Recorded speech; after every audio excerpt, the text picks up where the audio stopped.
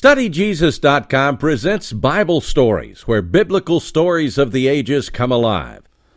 Continuing with our series called The Early Church, we turn to the book of Acts, chapter 21, verse 17, going through to chapter 22, verse 29, for another true Bible story titled The Speech on the Stairs. StudyJesus.com presents Bible Stories with your host, Dr. Joe Jackson. Stories directly from God's holy word, told in easy-to-understand story form that the whole family will enjoy, and featuring the work of a talented artist illustrating each week's story. Now gather the family because it's time for this week's Bible Story. When Paul and his friends came to Jerusalem, they met with the church there and gave the money which had been gathered among the Gentiles to help those of the Jewish believers in Christ who were poor. The Apostle James, the Lord's brother, who was at the head of the church there in Jerusalem, gave to Paul and his friends a glad welcome and praised God for the good work done among the Gentiles. About a week after Paul had come to Jerusalem, he was worshiping one day in the temple when some Jews from the lands around Ephesus saw him. They at once stirred up a crowd and took hold of Paul, and they cried out, "Men of Israel, help!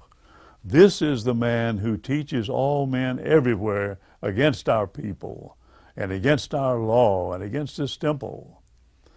Besides, he's brought Gentiles into the temple and thus has made this holy house unclean." They had seen one of Paul's friends from Ephesus, who was not a Jew, walking with him in the city, and they started the false report that Paul had taken him into the temple. And when the Jews set up this cry against Paul, the city was really stirred up, and a great crowd gathered around Paul, and they dragged him out of the temple into the outer court and were about to kill him. They were so enraged. But in the castle on the north side of the temple was a Roman guard of soldiers, 1,000 men, under the command of an officer whom we would call a colonel, but whom they referred to as the chief captain. Word came to this officer that all Jerusalem was in a riot and that a wild mob had seized the temple. The chief captain called out companies of soldiers and their centurions or captains and rushed quickly into the temple and into the midst of the crowd who were beating and trampling upon Paul. The chief captain took Paul from their hands, and thinking that he must have done something very wicked to cause such a riot, ordered him to be fastened with 2 chains. And then he asked who this man was and what he had done. Everybody began to answer at once, some shouting one thing, some another, and since the chief captain could understand nothing in the confusion, he commanded the soldiers to take Paul into the castle. And the crowd made a rush to try to seize Paul and take him away from the soldiers, but they carried him through the throng and up the stone steps that led into the castle, while all around at the foot of the stairs was this huge multitude of angry Jews crying out, "Away with him! Kill him!" And just as they reached the platform at the door of the castle, Paul, in a quiet manner, spoke to the chief captain in his own language, which was Greek. And he said, "May I say something to you?" The officer was surprised, and he answered Paul, "Do you know Greek? Are you not that man from Egypt who some time ago rose up against the rulers and led out in the wilderness 4,000 men who were murderers?" But Paul said, I'm a Jew of Tarsus in Cilicia, which is no mean city. I pray you, give me leave to speak to the people." The chief captain thought that if this man were allowed to speak to the people, he might learn something about him. So he gave him leave to speak. And then Paul, standing on the stairs, beckoned with his hand to the crowd to show that he wanted to speak. And soon everybody quieted down, for they all wanted to hear. And then Paul began to speak to the people. But he didn't speak in Greek, as he had spoken to the chief captain. Rather, he spoke to these Jews in Hebrew, which was their own language and which they loved to hear. And when they heard him speak in Hebrew, their own tongue, they were all the more ready to listen to him. And this is what Paul said. Brethren and fathers, hear the words that I speak to you. I'm a Jew, born in Tarsus of Cilicia, but brought up here in this city at the feet of the wise teacher Gamaliel, and taught in a strict way in the law of our fathers. And I was earnest for God, as all of you are this day. And I was a bitter enemy of the way of Christ, binding and putting in prison both men and women who believed in Jesus. The high priest himself knows this, and all the council knows it. For they gave me letters to our people in Damascus.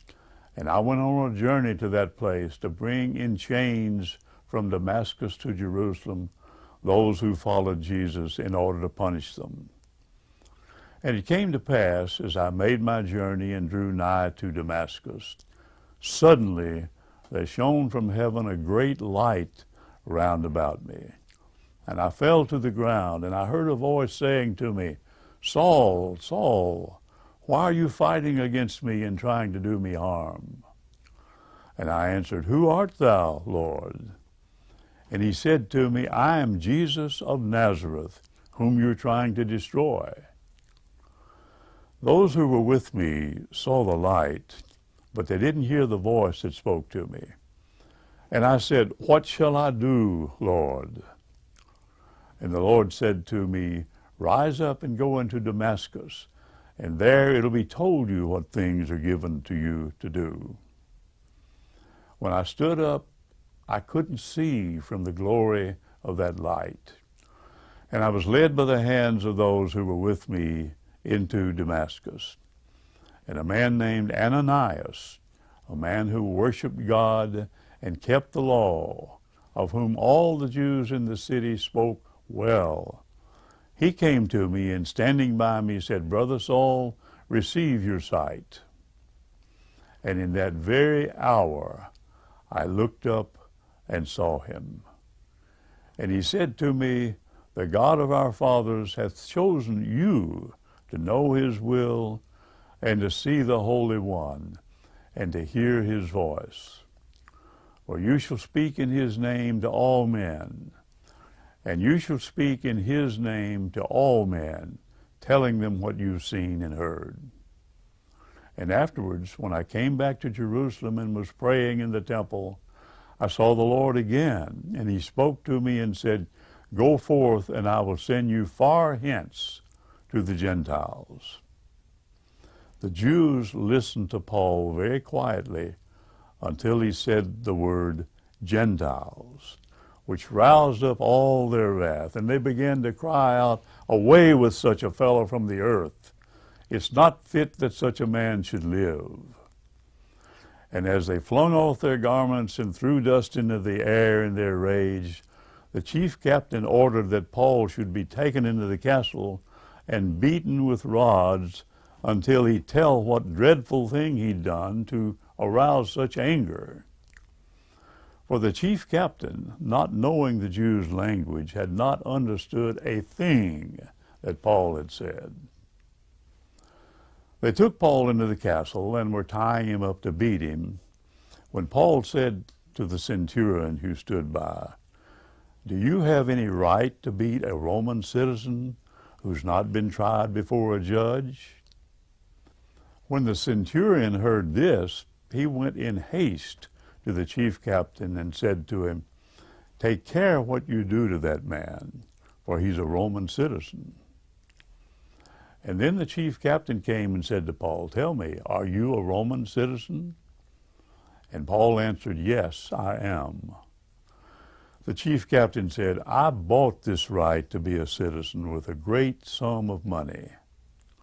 And Paul said to him, but I'm a free-born citizen. When those who were about to beat Paul knew that he was a Roman citizen, they went away from him in haste. And the chief captain was afraid because he had bound Paul, for no one could place a chain on a Roman citizen until he'd been tried before a Roman judge. They took Paul into the castle, but were very careful not to do him any harm.